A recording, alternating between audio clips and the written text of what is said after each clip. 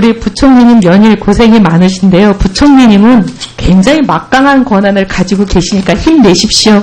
예, 그렇게 하겠습니다. 우리 송원석 차관님, 예. 연기금 투자풀 운용사 선정 기준 마련하느라고 요즘 많이 힘드시죠? 예. 예, 이게 참 어려운 작업이고 이게 쉽지 않은 건 잘 알고 있습니다. 이 규모가 한 30조 원 예상된다고 시장은 그렇게 보고 있는데 두 개 회사 선정하다 보니까 이 업체들도 뭐 거의 사활을 걸고 그러고 있죠. 이 어떻게 보면 정량평가하는 이 기준 만들면 이게 이제 어떻게 보면 틀에 넣어버리면 그냥 답이 자동으로 나와버리는 이런 게 되다 보니까 이 어떤 틀을 만드느냐에 따라서 100점 만점에 0.2, 3점 가지고 막 누가 되느냐 이게 되다 보니까 틀을 이렇게 만드느냐 저렇게 만드느냐 이게 굉장히 그 까다로운 일일 것 같아요. 그러다 보니까 막 업체들도 여기 사활을 걸고 저희들한테도 이런저런 하소연을 많이 하는데요. 제가 그런 하소연을 듣다 보니까 좀 걱정이 되기도 하고 좀 노파심에 조언을 좀 드리고 싶은 생각이 드는데요. 우선 지금 얘기되고 있는 것 중에 자회사 실적을 합산하는 거는 제가 보기엔 좀 불합리하고 또 자칫 잘못하면 이건 특정 회사를 유리하게 하려고 한다 이런 오해의 소지를 받을 수도 있을 것 같아요. 3년 실적을 합산하는데 예를 들면 A사가 6개월 전에 어떤 회사를 인수했다. 근데 그 자회사로 데리고 있다. 근데 그건 6개월 동안은 그 자회사의 실적이 인정이 되는 건 이해가 되는데 2년 반 동안 이 A사하고 아무 상관도 없던 자회사 실적을 통째로 여기다 다 합산을 해버리면 이건 사실 A사의 능력이라고 볼 수는 없는 거잖아요. 근데 이렇게 그냥 합산을 해버리면 상당히 지금 이게 왜곡되는 일이 생길 것 같거든요. 이거는 좀 고려를 하시는 게 좋을 것 같아요. 그러시죠? 예, 지금 사실 실무적으로 지금 진행되는 상황이라서 정확하게 지금 어떻게 되어 있는지 한번 고민을 해봐 주십시오. 저는 그냥 답변을 지금 듣자는 게 아니라 고민을 해주시기를 제가 문제 제기를 하는 거예요. 예, 그렇게 하겠습니다. 예, 그다음에 또 보면 해외 평가에 대한 성과, 해외 펀드에 대한 성과 항목을 포함하고 하려고 한다고 들었는데 이것도 제가 보기에는 굉장히 좀 걱정되는 부분이에요. 왜냐하면 해외 펀드는 해지 여부에 따라서 굉장히 소위 말하는 운용사의 성과가 막 들쭉날쭉합니다. 최대 20%까지 달라지거든요. 수익률 편차가. 근데 알고 계시다시피 해외 펀드의 경우는 해지 여부를 운용사가 결정하는 게 아니라 고객의 요청에 따라서 결정되는 거 아니겠습니까?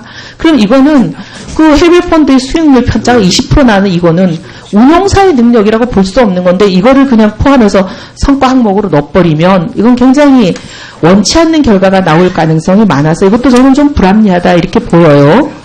근데 저도 사실 이 문제에 대해서 고민이 많은 사람인데 요즘 이제 정부 기관들이 보면 뭐 고용노동부도 그렇고 국토부도 그렇고 각 부처마다 대규모 기금풀을 운용하는 운용사들을 선정하잖아요. 그러다 보니 여러 가지 모델들이 막 나오는데 저는 그중에서 작년에 고용노동부가 쓴 모델이 그중에서 좀 그래도 가장 좀 합리적이지 않나 좀 이렇게 여러 가지 분란도 없애고 그런 생각이 드는데 이렇게 기재부가 지금 하려는 것처럼 그냥 정량평가의 틀에 넣어버려가지고 자동적으로 점수가 나와갖고 0.2점, 0.3점으로 막 당락이 결정되는 이런 거는 자칫 잘못하면 너무 민감한 모델이 될 것 같아요. 그런 것보다 고용노동부가 쓴 거는 뭐냐면 이런 정량평가는 아주 과락으로 문제가 되는 업체만 1차 커트로 걸러내는 그런 걸로 쓰고 나머지는 정성평가를 하는데 그 정성평가를 하는 심사위원들은 조달청이 가지고 있는 전문가 풀에서 소위 깜깜이로 랜덤으로 이렇게 추천을 받아서 누군지 사전에 알지 못하게 해서 받아내는 이런 거라면 좀 공정성도 있고 상당히 좀 말도 되는 그런 거 아닌가 싶은데 한번 고민해 보십시오. 지금 답하지 마시고. 그래서 저는 이게 어떻게 보면 이 어마어마한 뭐 수십조, 특히 여기 보면 지금 외평기금도 들어가는 거잖아요. 이렇게 중요한 기금을 관리할 운용사를 선정하는 지금 기재부로서 처음 하시는 작업이죠. 어떻게 보면 선례를 남길 수 있는 건데. 그건 아니고 연기금 투자풀 주관사는 계속 지금까지 해오던 업무입니다. 그러니까 일정한 기간마다 이렇게 하는데 이제 지금 이 모델 말이에요. 그래서 이걸 좀 잘 좀 만드셨으면 좋겠다는 생각에 좀 제가 말씀을 드렸고요.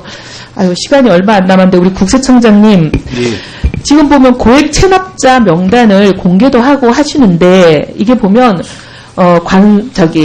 공항이나 항구를 통해서 체납을 많이 한 사람이 들어올 때 화물이나 그다음에 여객으로 들어오는 사람의 경우에 이제 갖고 오는 의료대품 이런 걸 좀 압류도 하고 이러면 좋은데 관세청은 그럴 권한이 없어가지고 국세 체납자에 대해서 못하고 아예 관세청에다가 잠깐 국세 체납자에 대해서 압류하는 권한을 못하는 아니면 관세청이 압류를 하고 보류하는 것이면 국세청이 가서 압류를 한다서 그러면 업무 이권을 좀 예, 연구해 보겠습니다. 예, 좋은 말씀 가시던데. 예, 연구해 보겠습니다. 예. 네, 수고하셨습니다. 다음은 심재철 의원님 질의해 주시기 바랍니다.